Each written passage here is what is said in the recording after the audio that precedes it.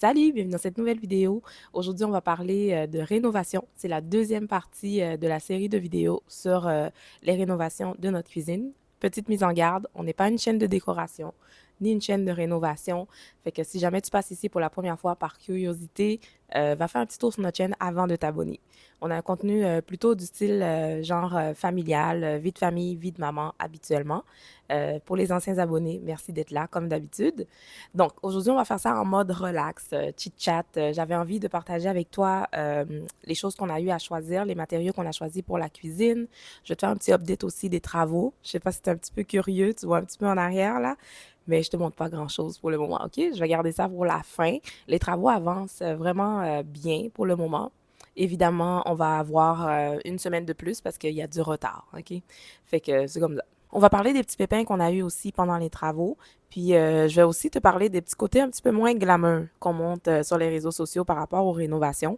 Parce que des fois, on voit le produit final, mais tu sais, le pendant, comment que ça se passe, ça, on le voit pas souvent. Puis, j'avais vraiment envie de partager ça avec toi. On va commencer par le choix des matériaux. L'entrepreneur qu'on a eu, on a utilisé les services de Réno Assistance en passant. Et puis, lui, la première fois, il nous avait dit que il travaille avec des gens qui font des armoires sur mesure. On a eu peur tout de suite, puis en plus, c'est des produits du Québec. Puis dans ma tête, généralement, produits du Québec, produits sur mesure, c'était généralement très cher, mais finalement, ça a pu rentrer quand même dans notre budget. Comme j'avais expliqué dans la première vidéo aussi, c'est que nous, on a c'est un projet de pauvre, là, OK, en quelque sorte. Ça va pas être un projet de luxe comme tu vois sur les réseaux sociaux, genre super spectaculaire et tout. On a une famille de classe moyenne. On est des gens bien ordinaires. Mon mari et moi, on est deux enseignants. Donc, il n'y a pas de luxe chez nous du tout. Il n'y a pas de comptoir en granit. Il n'y a pas de, tu sais, il y a pas de luxe, OK? C'est vraiment un projet de base pour une famille de classe moyenne.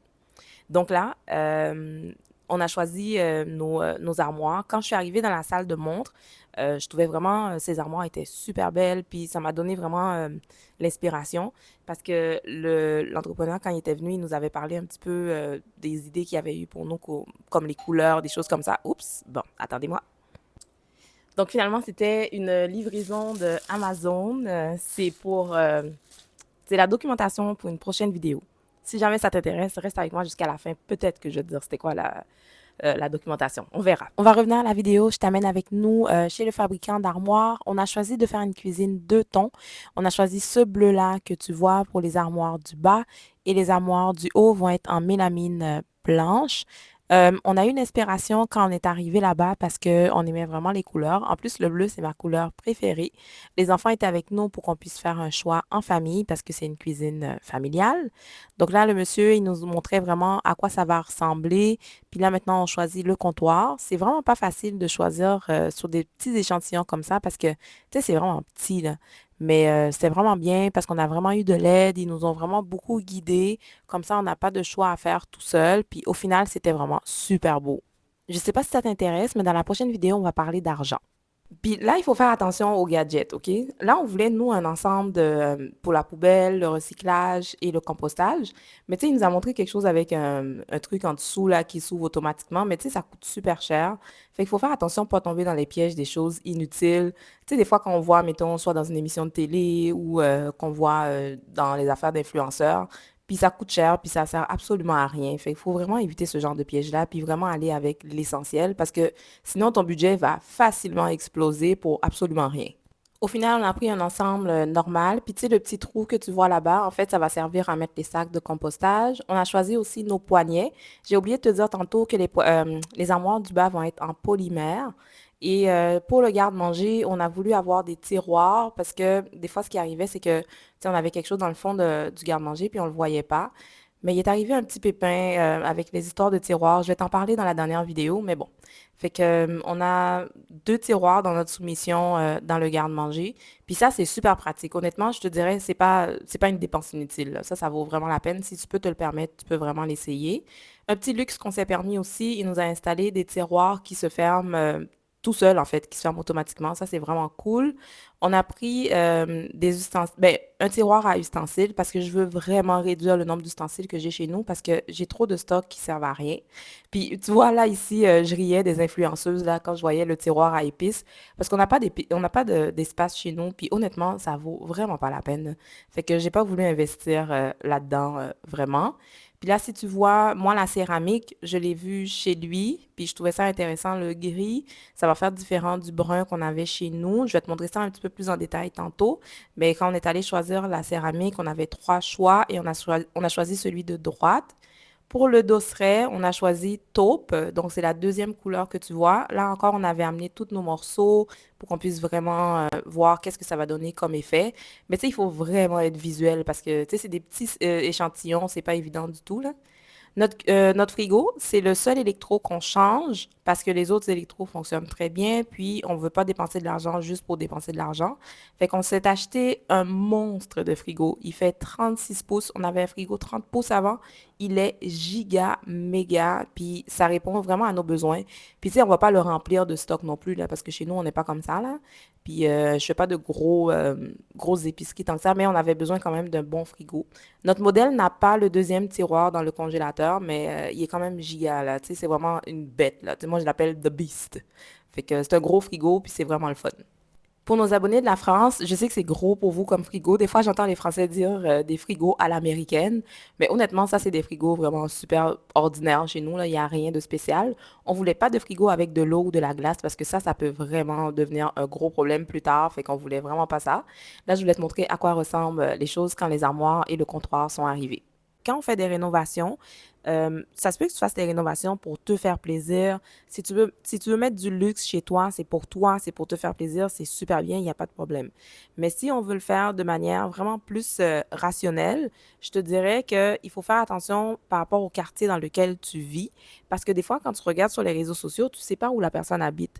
Tu sais, l'entrepreneur, il nous avait dit, par exemple, si votre maison était située genre à Blainville, je vous aurais pas proposé les mêmes matériaux que, mettons, où est-ce que vous habitez à Montréal. Parce que des fois, les gens, ils voient des choses sur les réseaux, puis ils veulent copier la même chose, puis que tu arrives chez toi, puis c'est pas nécessaire. Dans notre quartier, il y avait une maison qui était à vendre. À un moment donné, ils avaient fait une belle cuisine, puis ils mettaient ça vraiment cuisine de chef et tout. Puis c'était avant la folie là de l'immobilier à Montréal, mais la maison est restée super longtemps sur le marché parce que la personne, ce que j'ai compris, c'est que oui, tu as investi dans ta cuisine, tu veux peut-être récupérer ton argent, mais les gens ne veulent pas acheter ta maison pour la cuisine parce qu'on n'est pas dans ce genre de quartier-là. Fait qu'il faut faire des travaux de façon intelligente et non pas juste parce que tu vois quelque chose d'esthétique chez quelqu'un, tu vois quelque chose sur les réseaux ou tu veux copier quelque chose, tu veux faire la même chose chez toi. Il faut vraiment tenir compte de ton quartier. Chez nous, ici, c'est l'emplacement qui vend. Tout ce qu'il y a autour comme service, les écoles, la verdure qu'il y a autour de nous, c'est ça qui vend les maisons. C'est pas une obligation d'avoir du luxe, d'avoir des matériaux de luxe parce que c'est pas ça qui va faire vendre ta maison plus tard parce qu'il faut toujours penser à la valeur de revente plus tard. Puis oui, déjà le fait que tu aies rénové ta cuisine, c'est une super bonne chose, mais il faut choisir aussi qu'est-ce que tu vas faire comme rénovation puis comment tu vas optimiser les choses pour que ça soit bon pour toi financièrement plus tard aussi. Côté fonctionnement dans la maison, on s'en sort quand même relativement bien parce que on avait commandé un petit four de camping là, au Walmart qui a deux ronds dessus. Si jamais tu as vu les vlogs que j'ai fait de la de la première semaine de la rentrée scolaire, tu vois, on cuisine vraiment dessus pour de vrai. Les premiers jours des travaux, c'était un petit peu difficile parce qu'on n'avait pas encore reçu le four. Fait qu'on avait tendance à commander la nourriture à l'extérieur, à manger vraiment mal. Puis, dès que le four est arrivé, là, on a vraiment repris un rythme normal. On a réussi à avoir un menu de la semaine à chaque fois qui était quand même assez proche d'un menu de camping. Parce que je pense que le fait d'avoir beaucoup d'expérience en camping, ça nous a vraiment beaucoup aidé. Puis les enfants, ils sont habitués à manger de la nourriture qui est simple, qui demande pas beaucoup d'ingrédients, beaucoup de cuisson. Une fois, on a fait un repas qui était vraiment élaboré, puis ça m'a pris genre je me souviens plus combien de temps. Je me souviens plus c'est quoi le repas, mais en tout cas, c'était vraiment trop élaboré pour un petit four comme ça. Fait qu'on s'est dit non, on enlève ça. On fait plus jamais ça pendant les travaux. Et aussi, on a eu un flop. On a eu un gros flop. Je devais utiliser la mijoteuse pour faire un rôti bas de palette. En plus, c'est une de nos abonnées qui m'avait suggéré ce repas-là, là, mais je l'ai raté parce que mon mari avait acheté la mauvaise pièce de viande. Puis, tu sais, c'est vraiment, on était mal partis, là. Fait que ça a été vraiment un flop, mais on l'a mangé quand même. J'ai aussi une amie de ma fille, de Léa, qui habite pas loin de chez nous. Puis sa mère nous avait prêté sa clé parce que elle disait si jamais vous avez besoin de faire du lavage, utiliser le four. Fait que laisse-moi te dire qu'on en a profité pas mal. Fait qu'on a fait du lavage chez elle. J'ai préparé une lasagne que j'ai mise dans son four aussi. Et on a des voisins qui nous ont prêté aussi leur laveuse. Finalement, on a fait le lavage à la buanderie une fois. Donc, sinon, on réussit quand même à aller chez des gens. Puis partout où on va, on amène notre lavage dans notre famille, là. Fait que cet été, c'est pas mal ça qu'on a fait, là. On a fait du lavage, on a squatté chez les gens pour faire du lavage. Avec la rentrée scolaire, c'était important pour nous de maintenir notre routine, ben, en fait, une forme de routine. Même si on était un petit peu dans le chaos, on a quand même réussi à garder une routine qui a quand même du sens. Et là, les devoirs se faisaient un petit peu partout. Donc, Emma faisait ses devoirs avec papa au salon. Moi, j'étais avec Léa dans la chambre d'amis qui me sert aussi de bureau et maintenant d'entrepôt en même temps. Et mon fils était dans sa chambre, sur son bureau. Le matin, on continuait de la même façon. Je préparais les lunchs des filles. Après ça, elle poursuivait. Mon mari remplissait les bouteilles d'eau parce qu'à un moment donné, on n'avait pas d'eau du tout dans la cuisine. Donc, c'était les bouteilles d'eau qu'on remplissait tous les matins. Puis, mon mari faisait la vaisselle. Parfois aussi, je faisais la vaisselle, mais c'est plus Alpha qui faisait la vaisselle, je t'avoue, là. Pour la nourriture, on a réussi à s'en sortir, comme je t'ai dit tantôt, sauf la semaine du 9 septembre. Là, on avait une petite période vraiment difficile, comme j'avais expliqué dans une vidéo. Donc, je voulais mettre mon énergie ailleurs. Donc, j'ai commandé le traiteur pour les enfants, pour les deux filles, mais Alex, lui, il mangeait à la cafétéria. Qu'est-ce que tu fais? Mon mari était obsédé par la poussière, on va en parler tantôt. Mais pourquoi, Alpha? La poussière. T'es en travaux, c'est normal qu'il y ait de la poussière, voyons. Alpha, il capote, là. Aspire-moi pas, hein. Tu vois, lui, c'était la poussière, moi, c'était le bruit. J'étais plus capable. Jesus. Il y a un petit côté pas très glamour que les gens ne montrent pas sur les réseaux, des fois, quand ils font des travaux, parce qu'on te montre le résultat final, mais tu sais, on te montre pas dans la vraie vie comment ça se passe. Il y a la poussière, il y a le bruit, il y a tout ce que tu dois réorganiser. Je sais que des fois, il y a des gens qui font du batch cooking, qui vont te dire, oh, mais tu sais, t'aurais pu cuisiner pour un mois. Ouais, mais tu sais, est-ce que tu me vois vraiment avec toutes les choses qu'on avait à préparer? J'aurais pas eu le temps de cuisiner pour un mois, là. Puis, cuisiner un mois pour 5 personnes, c'est beaucoup d'efforts, ça demande beaucoup, beaucoup, beaucoup d'énergie que je n'avais pas à ce moment-là. Puis, honnêtement, je sais pas comment tu peux préparer 3 repas par jour pendant un mois, puis être tout préparé. Ça fait pas partie de nos habitudes, le batch cooking, de toute façon. Fait que si toi, tu fais du batch cooking, peut-être qu'avant de faire des travaux, tu peux faire ça.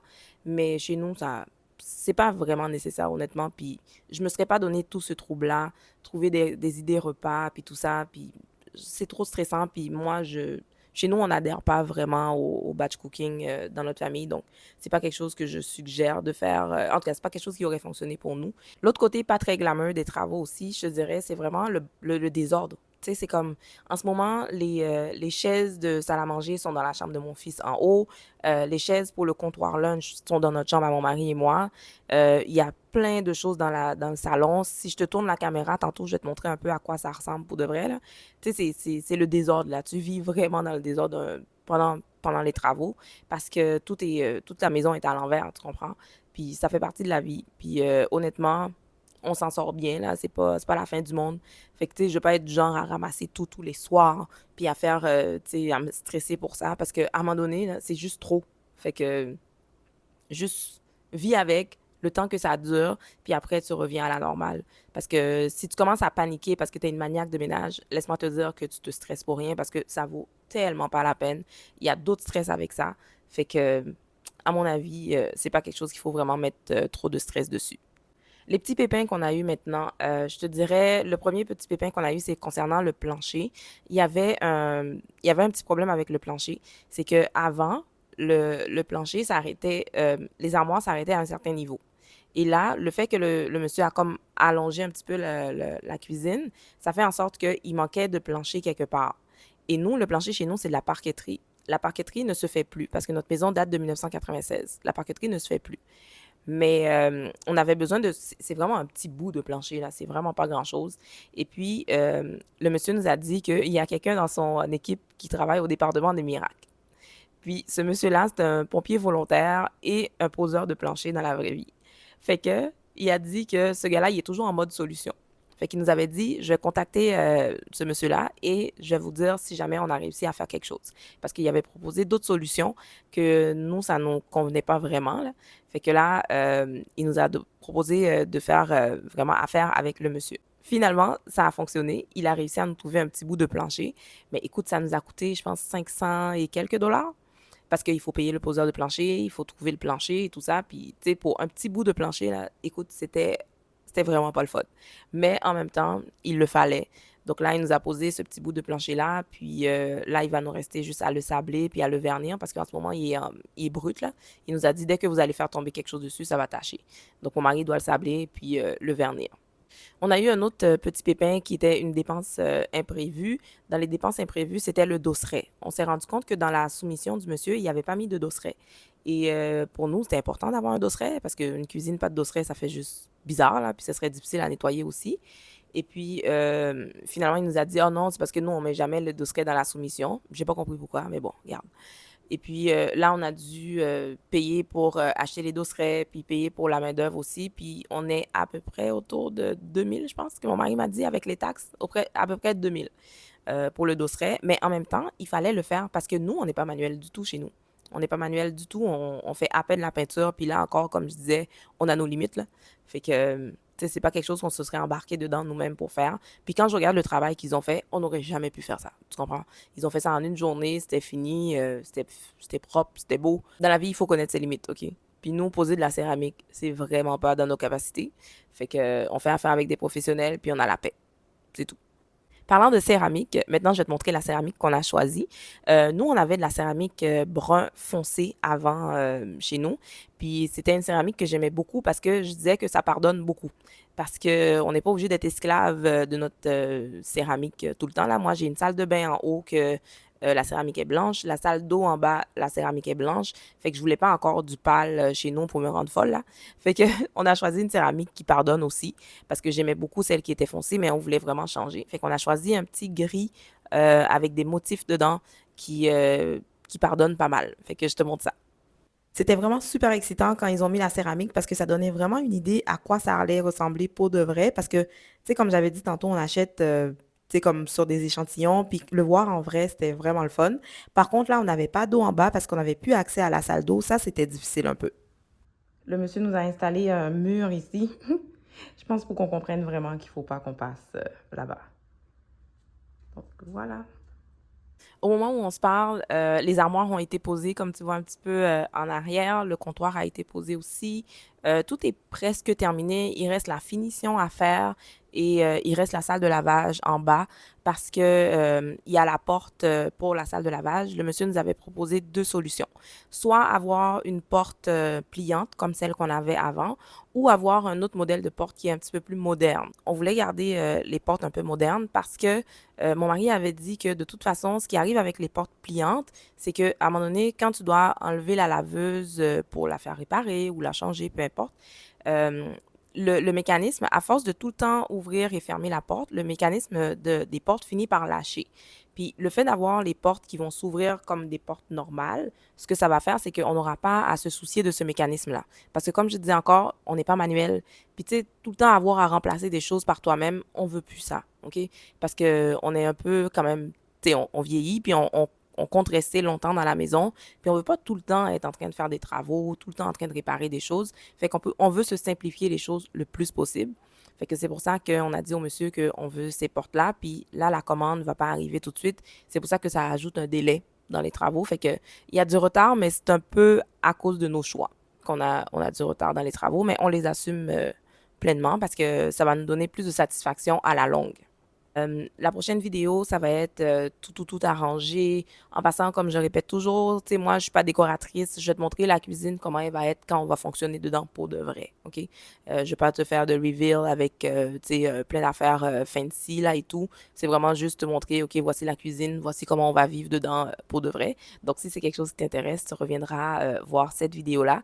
Je vais pas te dire exactement quand est-ce qu'elle va être en ligne parce que faire du ménage après des travaux, là, ça va être vraiment quelque chose. Fait que quand ça va être tout prêt, là, je te ferai la petite vidéo. En passant, si jamais tu es curieux ou curieuse de savoir c'était quoi ma commande d'Amazon, c'est ce livre-là. Attends, je te montre. C'est la charge mentale des femmes et celle des hommes. Mieux la détecter pour prévenir le burn-out. C'est un sujet que j'aimerais aborder dans une prochaine vidéo. Puis je sentais que oui, j'avais déjà des connaissances par rapport à la charge mentale des femmes parce que c'est un sujet que j'aborde beaucoup dans les vidéos quand on fait des petites vidéos où on jase là. Mais je voulais aller me chercher de la documentation qui est plus sérieuse à part mon expérience personnelle. Donc c'est un livre qui a été écrit par qui est écrit par le docteur Aurelia Schneider. C'est un livre qui est dans les éditions de Larousse. C'est un livre de psychologie. Fait que je voulais vraiment me chercher de la documentation plus sérieuse pour faire cette vidéo-là. Donc, je l'ai préparée pour la mettre en ligne très prochainement.